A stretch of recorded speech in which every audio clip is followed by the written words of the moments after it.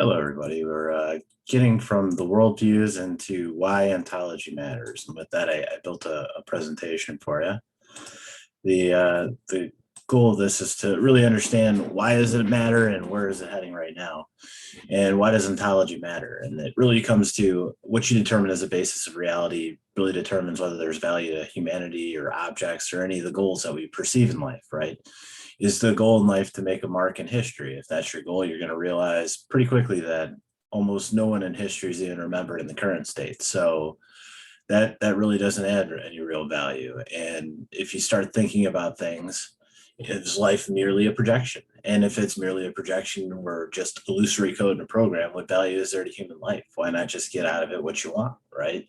There's no morality or justice or balance to it. It'd just be, pure hedonism. So you have to sit back and think, there's only really two options to justify your belief or your principles of value. And that's, is everything a projection or is everything reality? If everything's reality, then you have to believe there's God. If there's no God, there's no source of truth, and nothing that you assert really has any basis of meaning. If everything's illusory and it's a programmer, then you have to figure out what's the programming code and, how do I get back to that status? And unfortunately, if you don't have a basis in either case, you can't really determine what is real or what is true. Because if nothing is real or true, nothing really matters. There's no logic. You can argue logic, but if you have no source of truth, everything that you assert within a logical argument, basically every premise is useless.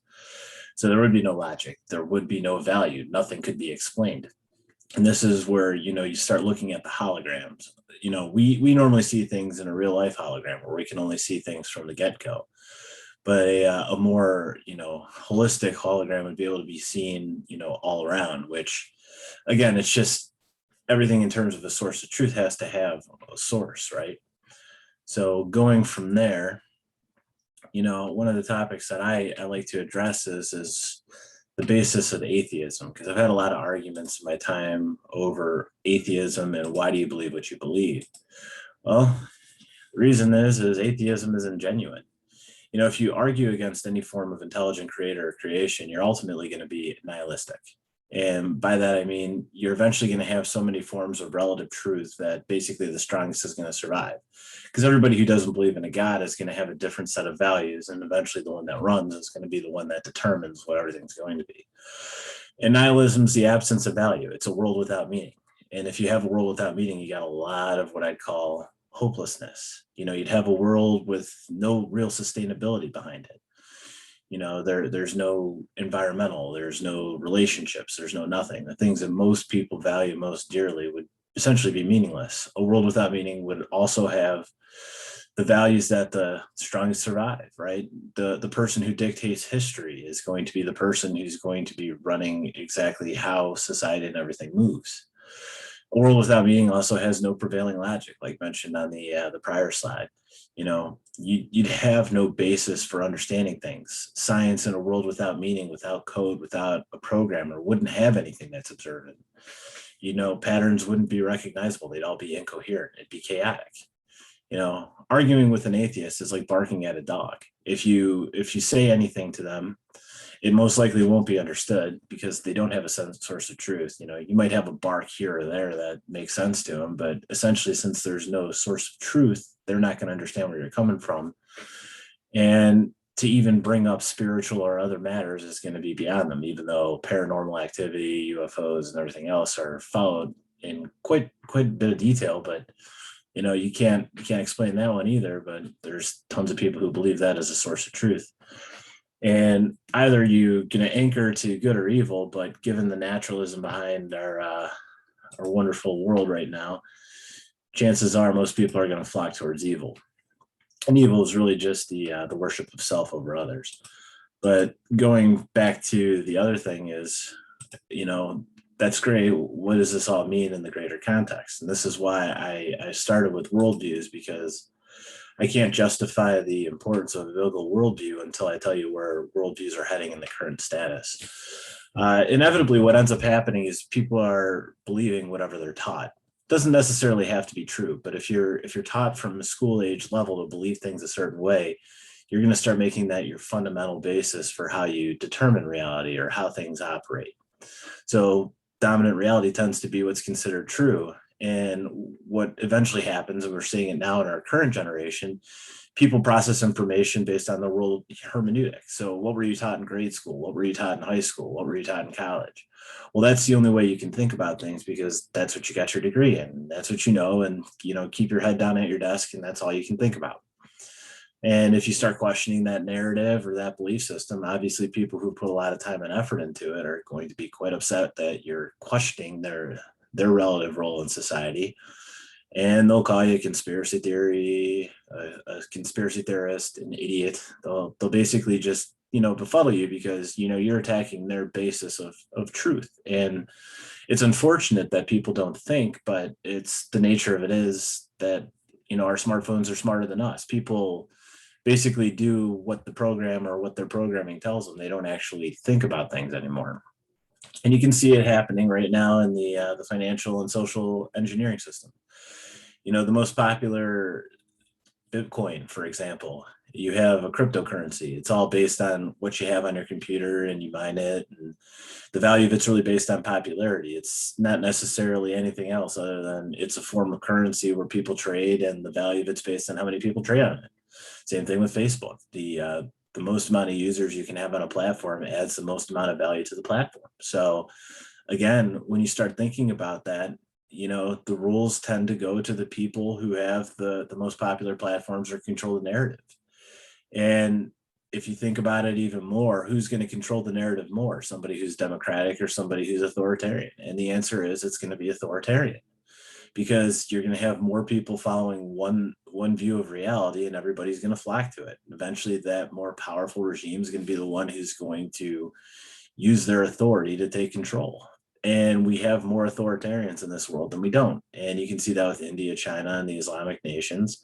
And you're starting to see democracies fail. I mean, Brexit started the EU starting crumbling, but then again, I guess Greece kind of started the whole thing with the financial issues.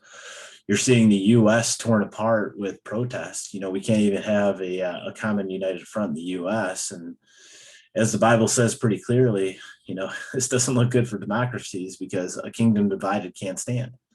And I can't explain it any better than all you have to do is look at the protests. Most people don't even understand the platforms they're supporting, but they'll definitely protest and riot and loot and do all those things.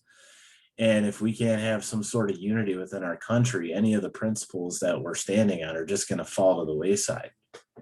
So if you think I'm crazy, you've got to ask yourself some questions. In the democracies and the democratic nations, what are the birth rates? Who stand to control the world in a generation? I mean, you see the billions coming from Asia, the billions coming from the Middle East, and then we're barely making enough children within our population to go past a generation or two. We embrace, sexual lifestyles that are inevitably irreparable, right? You can't recreate families. I mean, unless cloning is available, you really have no way to sustain the population to consider, or at least, continue the democratic control into the future. It's all illusory, right? What's happened during the recent crisis? All of our systems have been exposed. We went towards just in time for efficiency, but unfortunately, with no inventory, we're starting to see prices spike. And the only thing that's been holding back inflation in the current environment is that people aren't spending. People aren't spending because there's no jobs, and there's no jobs because people aren't spending. You see, the loop is just a logical paradox. And you also have to ask yourself, what's the value in a platform? Is it the users or the controllers? Because the value of the platform really is determined by how many people are upon it. And again, it's what happens to the platform. Is the value the fact that people are connected to each other, or is it to determine the reality or scope of things? I mean, how often do we see social media dictating narratives, or putting privacy policies or censorship policies to dictate a narrative? It's not necessarily sharing views or creating an open platform. It really is becoming more of a closed platform nation. And this comes into the scarier part of what happens when popular opinion starts to run the world. We actually got this from two very wise writers, and they're Aldous Huxley and George Orwell, right? So if you use naturalistic logic to its furthest conclusion, you have what I'd call the final states. So if you remove religion from the world, you really have logic and naturalism leading to a dystopia. And there's basically shown throughout time that utopian societies just don't work. Because once you start asserting principles of relative value where people can determine what they want to do, it's usually against the utopian goal. People aren't just going to go and garden and get off their butts. They're just going to watch TV and do whatever is pleasurable, right? It's just the nature of humans without an objective. And essentially, when the final state of the world hits, you've got to have one that's determined by popular consensus. And given the power of numbers, there's more of a likelihood that people are going to embrace one worldview than everyone's worldview in one united location. So that would say 1984 is probably our more logical conclusion rather than a brave new world. And in either case, you're still getting some sort of medication so that you can tolerate the reality, because the truth is, if you don't have something to control the mental states of different people, people are going to rebel against the society because they won't like it, whether it's you have to accept everything or you just have to accept what I tell you. And this really does become kind of a scary thing in the long term. And I always tell people, when you're starting to form your basis of logic and you start understanding things, you need to understand hermeneutics and your worldview. So obviously my next topic is going to go into biblical hermeneutics, but I'm going to keep going to explaining why I spent all the time on prevailing logic. The importance of prevailing logic, it explains why the biblical narrative makes sense, and it also explains the biblical purpose of life, which is to love God with your heart and love man as yourself. Because if you're constantly serving others and you're bounded underneath an ontological understanding that God is a source of truth and he created things that you can value, things become pretty easy. It's easier to sustain life when everybody's working together. Simple in concept, it's a lot harder in practice, right? Because eventually there's still the nodes of self where you're going to want to break apart from the system. And part of that came from the fall. But if you don't explain worldviews and where we're headed, you have no basis to understand why the world is chaotic as it is. As soon as we start taking God out of the picture, and societies have known that for years, people will start acting chaotically. And once you start basing everything off of everyone's prevalent or predominant version of self, you'll start seeing that people start acting against each other. They don't start working with each other. Well, at least the children like to, but the rest of the people don't. But given the recent shutdown, I mean, people don't realize how fragile our systems are, whether it be supply, economics, political systems. And given the new constraints that they try to do to curb the spread, so to speak, they're finding it difficult to return to what we had. You certainly can't have the rents in some of these locations make any sense because the traffic is down to 25, 50% of its old levels. And it's creating all these logical paradoxes, right? Because everything that created sustenance is being sold with something better, but there's no way to get to something better. So it's like, how do we get there? And I've found that throughout this entire exercise is that nothing does make sense. But a lot of people do believe that they're thinking, but it's really not thinking. They're doing everything based off of their fundamental assumptions on how life is supposed to work. And a lot of that is based off of what they were taught in grade school, right? And it limits the capacity for human growth and innovation. And all we're doing is optimizing current systems, which are already showing signs of failure. I mean, one of the things that I like to do is watch movies. And if I could describe the last 20 years of the movie making industry, it's sequels. It's sequels and rehashing the same idea over and over again. There's very rarely anything new, right? And if you start expanding it to some of the things we're finding in computing, artificial intelligence and simulation theory are going to make things a lot more challenging.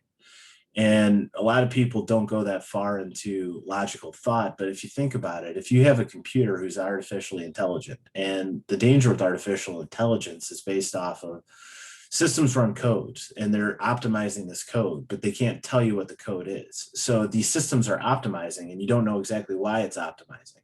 And as humans, if we have no understanding of what's causing the optimization, there's no way for us to kind of exert that in the future. But you see, code doesn't care. Code operates on logic. And if you go to simulation theory, which bases everything's on projection, and we need to get to the point where we're coding our own reality, or we're all just points of simulation within a larger simulation. It's a truly interesting concept. I mean, it's the lie in the lie, which I guess if you're anchored in that, I guess there's a lot of intelligence or a lot of things to be understood if you start going there, but certainly not the fundamental simple truth where I just love God and my neighbors and call it a day. But you have to remember when you're going through your worldview and you're determining what you value, you have to be honest in understanding your bias. I mean, the whole principle of biblical hermeneutics is to remove the bias of your history, your culture, and everything else, and try to read the Bible as what it said. Most people who read the Bible, most preachers out there, they have a tendency to assert their viewpoint without actually understanding other viewpoints. And it's not necessarily wrong, but it's not necessarily going to be universal either. And if you're not able to ascertain what you're reading into scripture and how you're interpreting scripture, you're never going to really understand what was Christ really telling us. And is this fiction or is it narrative driven? Because a lot of things we do find is it's narrative driven. Whoever has the narrative that fits the most people ends up being successful. And it's not that it's wrong. Again, it's just that the narrative that's most popular ends up tending to win. And unfortunately, the most popular narrative will end up boxing people into anything but freedom. And the best way to start looking at a course of action is to say, all right, let's assume universalism, right? If we did something and everybody else did it too, right? If everybody was a capitalist to the max, there'd just be a crap load of monopolies and everybody would be functioned in those monopolies.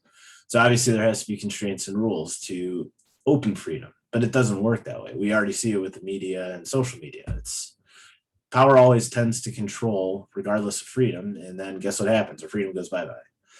But the thing is most people look at short-term benefits and say, man, this is great. And then when the benefits start getting to a different degree, it's a different story. I mean, look at the social media advent. I think it was the late 90s, early 2000s, and you had MySpace. MySpace got beat out by Facebook, right? And people loved it because you could connect with people that you might have lost contact with and everything else. The short-term gain was great. Now people post their platforms. I mean, I find it absolutely insane that people would rather take pictures of eating a steak at a nice restaurant rather than eating the steak, right? The appearance of being happy has become more important than actually being happy. And it's a scary generation we're living in because people have lost meaning. And it's why the world's going as chaotic as they are. And if we can answer all these questions honestly, you can see sin for what it really is. It's just breaking apart the ability to understand where you came from and how you're supposed to deal with others. And if you do that, it's interesting. You can start learning new things. As I've learned throughout my time frame, is that the more you can anchor in humility, the more you can learn from others. But the problem is if you start learning from people who aren't anchored in humility, you'll just get boxed into anything but freedom. And I know I've kind of beat the worldview topic with a stick here, and I could go into probably hours and hours of conversation, but I'm trying to keep this in a quick manner so you can understand, how do these forms of logic prevail? And once they start prevailing, what can you do to understand where you're at and where things are going? And with that, we'll get ready to start our lesson on hermeneutics.